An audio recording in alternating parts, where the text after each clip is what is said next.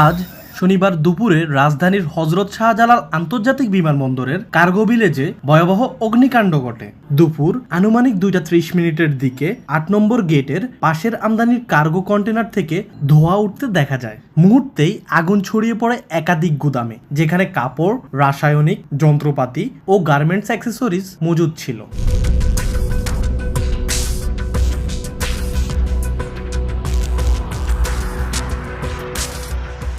Fire সার্ভিসের 13টি স্টেশনের 37টি unit আগুন নেভাতে কাজ করছে। তাদের সঙ্গে মাঠে নেমেছে সেনাবাহিনী, বিমান বাহিনী, পুলিশ ও বিজিবির 2 প্লাটুন। আইএসপিআর নিশ্চিত করেছে আগুন নিয়ন্ত্রণে আনতে সেনাবাহিনী সক্রিয়ভাবে অংশ নিয়েছে।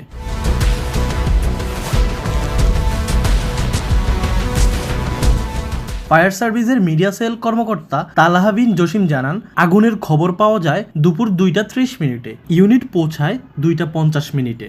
ফায়ার সার্ভিসের মহাপরিচালক ব্রিগেডিয়ার জেনারেল মোহাম্মদ জাহেদ কামাল ঘটনাস্থল পরিদর্শন করেন এবং বলেন, অবৈধ রাসায়নিক গুদাম নির্মাণের বিরুদ্ধে সামাজিক প্রতিরোধ গড়ে তুলতে হবে, নইলে প্রাণঘাতী দুর্ঘটনা থামবে না। সন্ধ্যা 7টার মধ্যে আগুন নিয়ন্ত্রণে এলেও পুরোপুরি নির্বাপনের সময় লাগবে বলে জানায় ফায়ার সার্ভিস। আগুনে পুড়ে গেছে কোটি টাকার পণ্য, ফ্যাব্রিক, কেমিক্যাল, যন্ত্রপাতি ও তৈরি পোশাকের উপকরণ।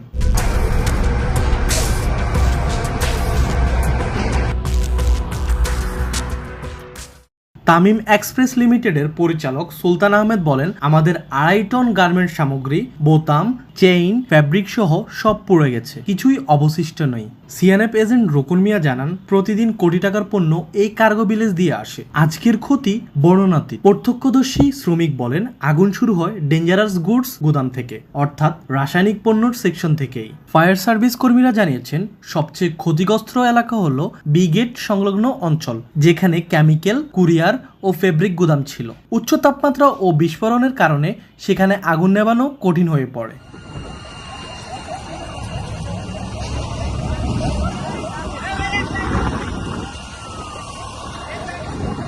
আগুনের ধোঁয়ায় ডেকে যায় বিমানবন্দর ও আশপাশের এলাকা। সেনাবাহিনী দ্রুত প্রধান বিমানবন্দর সড়কে জরুরি লেন খুলে দেয় ফায়ার ট্র্যাকের জন্য।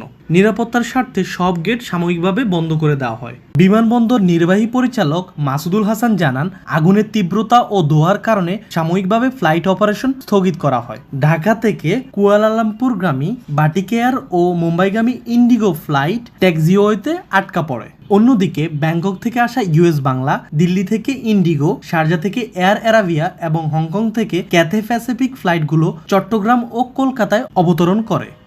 আমার এখানে আমদানি অনেকগুলো মাল আছে, বললো তো কি মাল এইটা গোডাউনটার ভিতরে? এই গোডাউনে এখানে ইন্ডাস্ট্রিয়াল মাল আছে, কমার্শিয়াল মাল আছে, তারপরে আপনার কেমিক্যাল আছে, মেডিসিন আছে, মেডিকেল ইকুইপমেন্ট মাল আছে, ভ্যারাইটিস পণ্য আছে। আপনার কি ছিল? আমার হচ্ছে ইলেকট্রনিক্স মাল। কতটুকু, কি পরিমাণ? 50 কোটি টাকার মাল পড়ে গেছে। কোথায় ছিল মালগুলি? মালগুলো তো আজকেই মর্নিংয়ে ফ্লাইটে ল্যান্ড করছে 6টা 6:30 দিকে, চায়না থেকে। কিন্তু এই মালগুলা শুধু বিমান থেকে মাল লুট হয়েছে। মাল লুটের পরে মালটা রানওয়ে দিয়েছিল, রানওয়ে থেকে মাল সরাইতে পারেনি। বন্ধ দিন হওয়ার কারণে মালটা তারা সরাইতে পারে নাই, যার জন্য রানওয়ের মালগুলো ফিরে গেছে। এই ঘটনায় কয়েকজন আহত হয়েছে বলে জানা গেছে, তবে সঠিক সংখ্যা ও ক্ষয়ক্ষতির পরিমাণ এখনও নিশ্চিত নয়। ফায়ার সার্ভিস বলছে, তদন্তে কার্গো ভিলেজের নিরাপত্তার মান, অগ্নি নির্বাপন ব্যবস্থা এবং রাসায়নিক গুদামের লাইসেন্স যাচাই করা হবে। বিশেষজ্ঞরা বলছেন, শাহজালাল বিমানবন্দরের এই ভয়াবহ আগুন মিরপুর, শিয়ালবাড়ি ও চট্টগ্রাম এক্সপোর্ট প্রসেসিং জোনের সাম্প্রতিক অগ্নিকাণ্ড সবই দেশের দুর্বল অগ্নি নিরাপত্তা কাঠামো ও তদারকির অভাবের প্রতিফলন। বাংলাদেশে বছরে গড়ে 26,000-এর বেশি অগ্নিকাণ্ড ঘটে, যার বেশিরভাগই শর্ট সার্কিট, গ্যাস লিক বা অব্যবস্থাপনার কারণে হয়ে থাকে।